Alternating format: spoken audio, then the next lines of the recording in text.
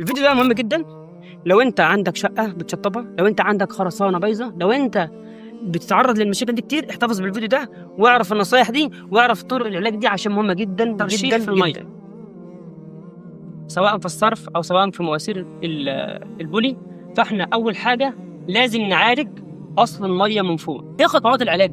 اول حاجه هنعملها خالص في الحديد ان احنا هنبدا نصنفر الحديد. طبعا بنصفر الحديد بفرشه صنفره. فرشه الصنفره دي رخيصه جدا، واحنا مثلا الكيماويات البناء الحديث في ماده اسمها كيمو بوكسي 131. الماده دي كويسه جدا، عن تجربه بنعالج بيها الصدى، بندهن بنجيبها بفرشه. طبعا الماده دي عباره عن A و B بيتخلطوا على بعض. لو لازم الحديد وقع معاك يبقى كده الحديد ده منهار تماما ولازم تزرع حديد. الحديد كويس وانت صنفرته وبينت الحديد، لازم تبدا تعالج بالخطوات اللي احنا قلناها بالتفصيل. السلام عليكم ورحمه الله وبركاته، معاكم مهندس ابراهيم. معانا مشكله قاتله في موقع من المواقع. بص هات الكاميرا كده في السقف كده، شايفين المشكله دي؟ دي مشكله قاتله، تحديد تسليح في الخرسانه. طيب عاوزين نعرف المشكله دي سببها ايه وحلها ايه. تعالى كده، هنا برضو في الغرفه دي يمكن تكون في برضو معانا هنا برضو حديد تسليح برضو، وفي مشكله كبيره.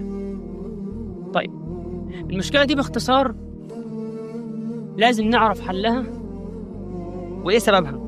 لازم نعرف السبب الاول عشان نعرف نعالجه.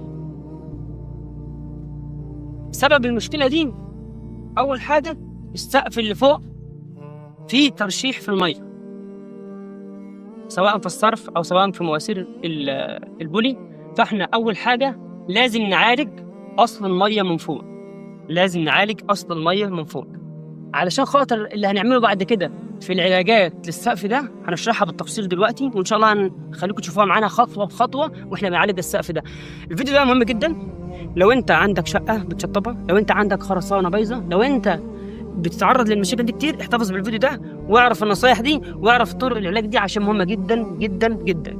طيب لو احنا جينا نتكلم مثلا ده الحمام فوق هنا، الحمام بتاع الدور اللي فوق، فطبعا بسبب الترشيح هو ادى الى ايه؟ الى اللي انت شايفه في السقف ده. طيب احنا دلوقتي زي ما قلنا اول خطوه هنعملها في العلاج ان احنا اول حاجه هنعالج العزل من فوق. لازم نعزل من عند في الشقه اللي فوقنا، نعزل كويس عشان خاطر الميه ما تجيش تاني على السقف. لان احنا لو عالجنا الخرسانه وعالجنا الحديد وعالجنا كل الكلام ده احنا كده ما عملناش حاجه. لو احنا ما عالجناش السقف من فوق يبقى احنا ما عالجناش اي حاجه. طيب ايه خطوات العلاج؟ اول حاجه هنعملها خالص في الحديد ان احنا هنبدا نصنفر الحديد. طبعا بنصفر الحديد بفرشه صنفره.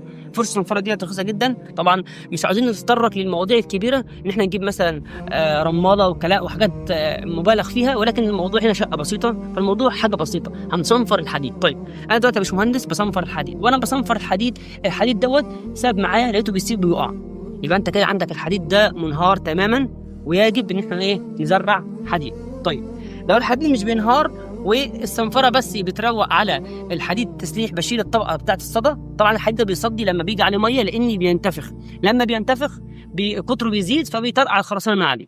طيب يبقى احنا قلنا اول خطوه ان احنا هنعمل ايه؟ هنصنفر الحديد كويس. طيب صنفرنا الحديد تمام، بنيجي بعد كده بنعزل الحديد نفسه. الحديد نفسه طبعا لو رحنا اي شركه خاصه بالعزل زي كيماويات البناء الحديث او اي شركه غيرها، مش شرط هي، في ماده بتتباع اسمها مثلا لو احنا مثلا الكيماويات البناء الحديث في ماده اسمها كيمو بوكسي 131. الماده دي كويسه جدا، عن تجربه بنعالج بيها الصدى، بندهن بنجيبها بفرشه. طبعا الماده دي عباره عن A و B بيتخلطوا على بعض، لازم يتخلطوا كلهم على بعض، ما ينفعش اخد كميه وكميه، بخلط الاثنين على بعض وبعد كده بفرشه وبمشي على حديد تسليح. طيب طبعا بعد ما اصنفره يبقى انا كده عزلت الحديد تمام. طيب اجي بعد كده زي ما قلنا من الاول لو الحديد بيسيب معايا بشيله بزرع حديد. طيب بعمل بعد ما انا اعزل الحديد نفسه باجي بعد كده بعمل لبشه خرسانه عشان اعوض الخرسانه اللي وقعت.